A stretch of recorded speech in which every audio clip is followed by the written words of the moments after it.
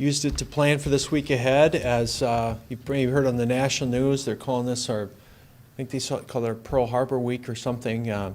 Maybe some hyperbole, but also the reinforcing the fact that this is going to be a big week in our country. I think it's also going to be a very important week in the city of Sioux Falls and in our state as well.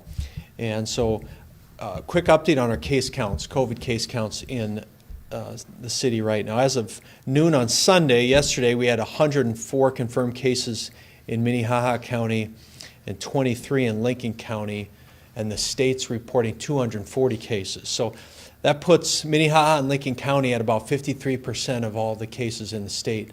And I'm expecting later today, when numbers are released, that percentage will jump even higher. The peak that we often talk about within the state is going to be driven by Sioux Falls and the MSA, just because of the density that we have here. So in addition to that data that we've been provided by the state, what we continue to look at, and a metric that we look at is case doubling. Okay, that's a very important number to look at. So if we had 5 cases on Friday and we had 10 cases today, let's say it's just an example, then our doubling time is 3 days. And so in 3 days, we would be at 20 cases then. That'd be another 3-day doubling. So we're looking at that doubling period, and that's something that the healthcare organizations are watching very closely as well. You want your doubling rate to be as high as possible. All right, and so as that doubling rate gets lower from 6 days to 5 days to 4 days, those are numbers that you watch very closely, and it also is somewhat indicative of the social distancing and mitigation metrics or efforts that you put in place in a city. So that being said, we expect our numbers to continue to increase.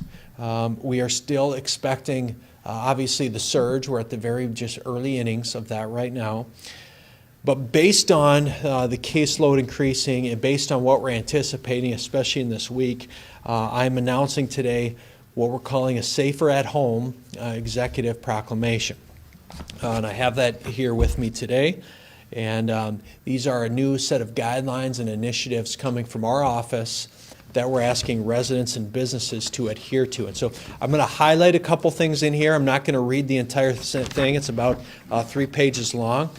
But essentially what this does is clearly outlines the expectations and recommendations from our office to the businesses and residents in our city on how they can improve their current mitigation efforts and improve social distancing practices, which I feel have already been fairly well received, but now we're taking it up another notch with this Safer at Home proclamation. So first part is section 1, and a few things I want to highlight in that. That's the part about staying at home. And what does this mean?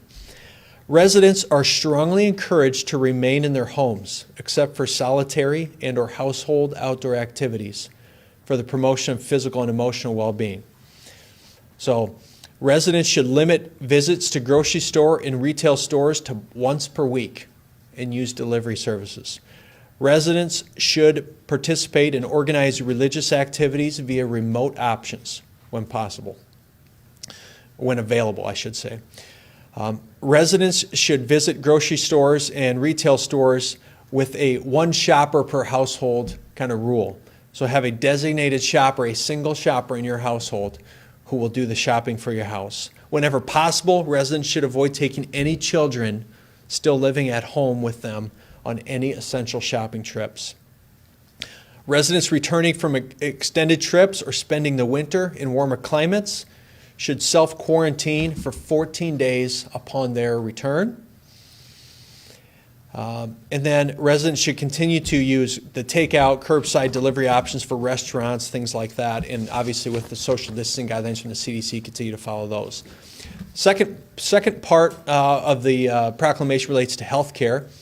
And I'm not going to go through the details of that. It's really 2 things. Continue to follow the guidance of the CDC, call ahead if you're feeling sick, and also use drive-through pharmacy as much as possible. But section 3 is what we call safe practices, and there's been a lot of information, almost whiplash on what to do with the wearing of masks in public. We want to clearly cover that in the city of Sioux Falls. The most recent guideline from the CDC now is that wearing masks in public can be beneficial to slowing the spread of COVID. So our proclamation reads this, consistent with CDC guidance, residents over the age of 2 who do not have trouble breathing should consider wearing cloth face masks when they're in public areas outside of their homes, such as grocery stores, medical clinics, and other locations. Section 4 of this proclamation reinforces the importance of mental and emotional health and taking the steps necessary to ensure strong mental and emotional health measures are being taken if you struggle in those areas. And then Section 5 is the final section that's about business. And that section reads this: businesses not bound by the limitation of 10 or fewer patrons as originally set forth in ordinance number 28-20 should, whenever possible, limit their patron occupancy to no more than 20% of their posted occupancy and institute a safe social distancing strategy for customers outside of their place of business waiting to enter. So what do we mean by that? It's exactly what Walmart just did this weekend. They're limiting the occupancy in their store to 20% of their posted occupancy. So if your posted fire code occupancy is 500 people, you can have 100 people in your store at a time, or we recommend you have 100 people in your store at a time. Now, I want to say one thing, in that this is a proclamation. This is not, we don't have an enforcement metric to this, okay? And so I just want to be very clear on that. These are what I would call executive mayoral recommendations from our office that we're asking the public to take. We've done well with kind of the soft recommendations so far. We're taking a step further with what we call an executive proclamation that clearly delineates some of the things we expect right now from our patrons, from our citizens, and from our business community. Tomorrow night at our city council meeting, back in front of our council will be a second reading to extend basically what we're calling the no lingering ordinance to April 22. It's currently set to expire April 8. That will extend the existing 10 patron or fewer ordinance in those business categories consistent with the governor's executive order that we have in place. We put it in place for 2 weeks with the ability for our council to re-extend that. That's what they'll be voting on tomorrow night. In addition to a whole bunch of just regular business we also got to pound through at our meeting tomorrow night. So with that, I will open it up and take any questions you may have for me. No questions. Your impressions over the weekend, what did you see? You're driving around, you see stores, you see businesses? Impression over the weekend is this: as the weather improves, people's appetite to social distance declines. So if temperatures do this, social distancing does this. So I'd love to have just a crappy weather week. Doesn't look like we're going to have that.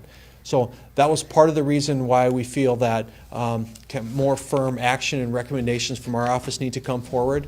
So I do feel, though, and I want to continue to applaud the vast majority of the business community that's taken steps on their own to do their part in this. The Hy-Vees, the Walmarts, the small businesses, the Costcos that are all doing things with, 6-foot lines outside of Costco if you have to wait, and they put you like a cattle, in the chute is basically how they're treating us right now. And that's how we have to do it to stay safe. So I've really been impressed by the business community's response and how they've been working with residents on this. All right. Well, thank you for your time today. I appreciate it.